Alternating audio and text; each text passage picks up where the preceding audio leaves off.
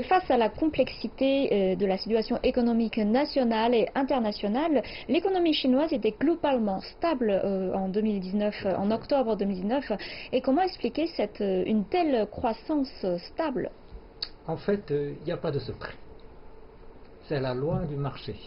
Il faut savoir une chose, c'est que la Chine, c'est un immense marché. Il y a 1,4 milliard de consommateurs qui ont un pouvoir d'achat qui augmente constamment. Voilà. Quand vous avez une forte demande, évidemment, l'industrie tourne en pleine cadence. Il faut aussi retenir un autre chiffre, la classe moyenne en Chine. 400 millions de consommateurs. Vous voyez, ce sont des gens qui dépensent énormément. Et ces jours-ci, justement, on vient de passer la période de la fête de consommation. 11 novembre en Chine, c'est la fête de la consommation. Entre le 1er novembre et 11 novembre, en 11 jours, qu'est-ce qu'on a fait?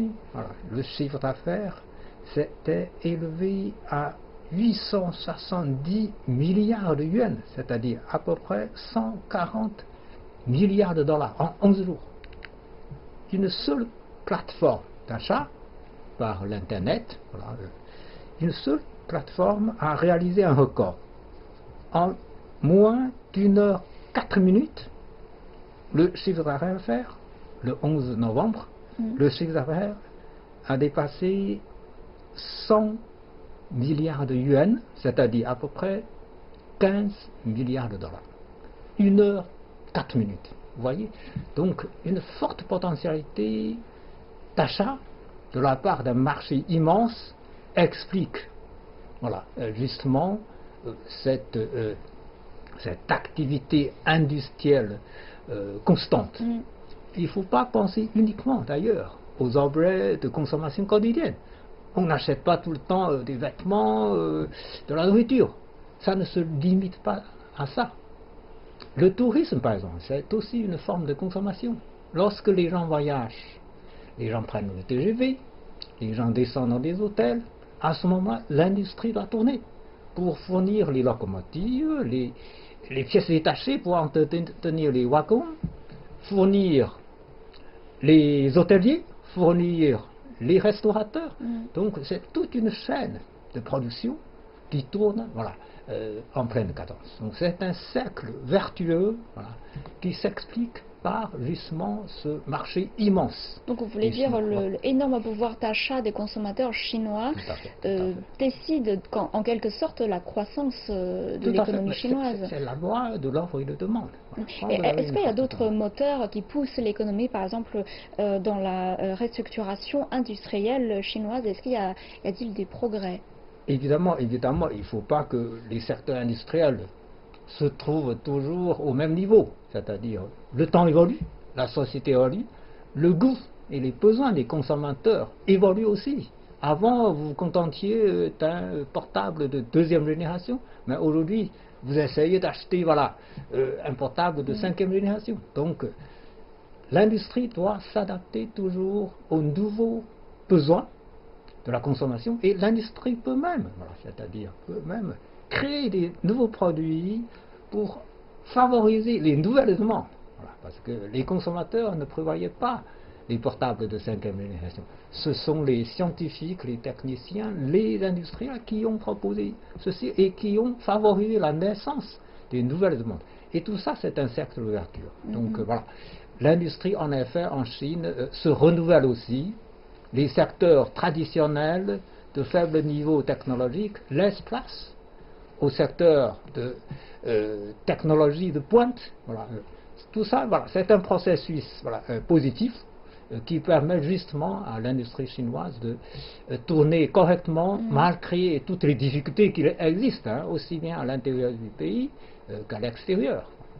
Et justement, vous parlez de l'économie du développement vert, et donc l'approvisionnement en énergie propre s'est-il également amélioré?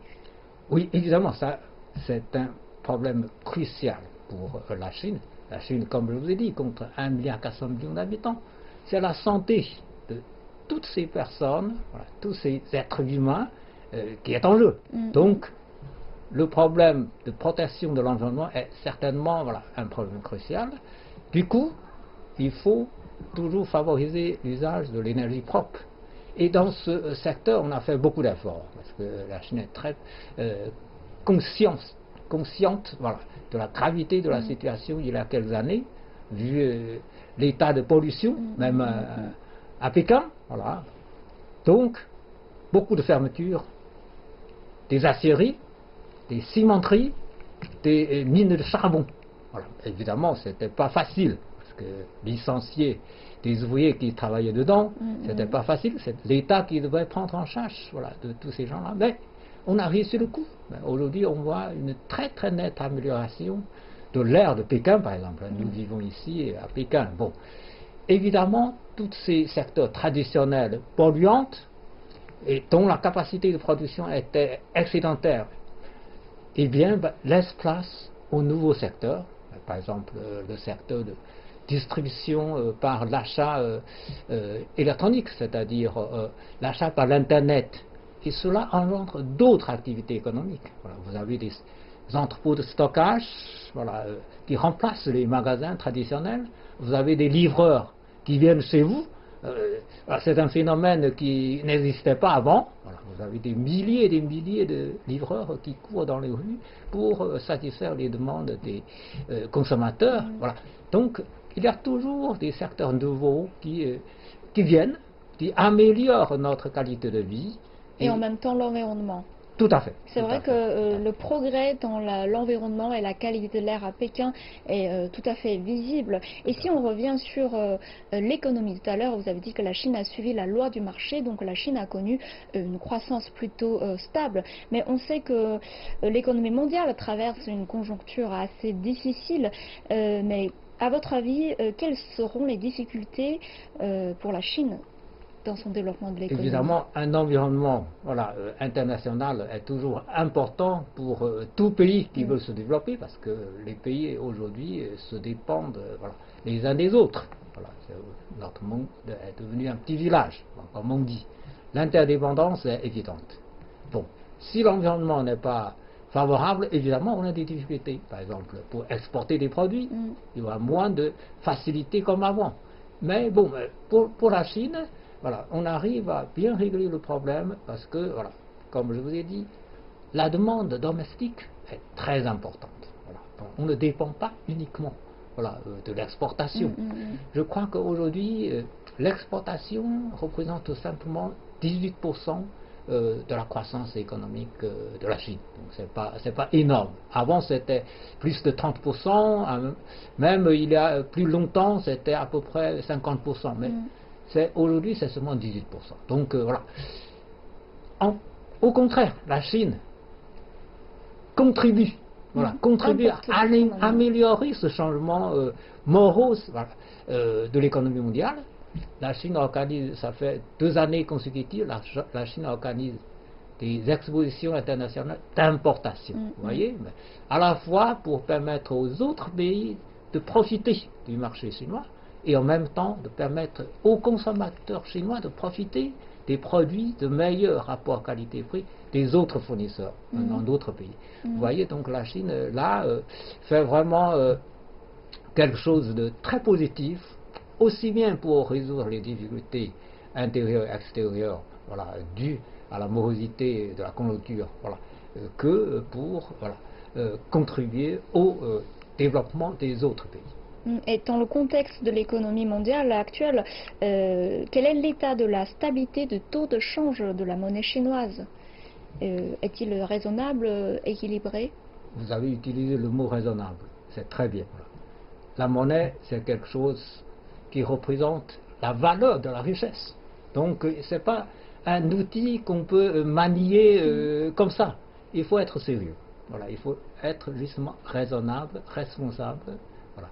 Maintenir un taux qui reflète la réalité des choses, c'est-à-dire la valeur juste d'une monnaie et des autres monnaies, c'est-à-dire le taux de change, c'est voilà, le rapport entre votre propre monnaie et les autres monnaies. Il ne faut jamais s'amuser avec cet outil, sinon on détruit votre économie, on détruit aussi l'économie des autres. Voilà. manœuvre, voilà, sur la monnaie, à mon avis, c'est dangereux. C'est dangereux. Donc la Chine est toujours très responsable, très sérieuse, voilà, là-dessus. On maintient toujours un taux de change qui reflète la réalité des choses. Voilà. On ne manie pas cet outil pour ses propres intérêts à court terme. Voilà. C'est pas bon, parce qu'à long terme, ce sera certainement négatif.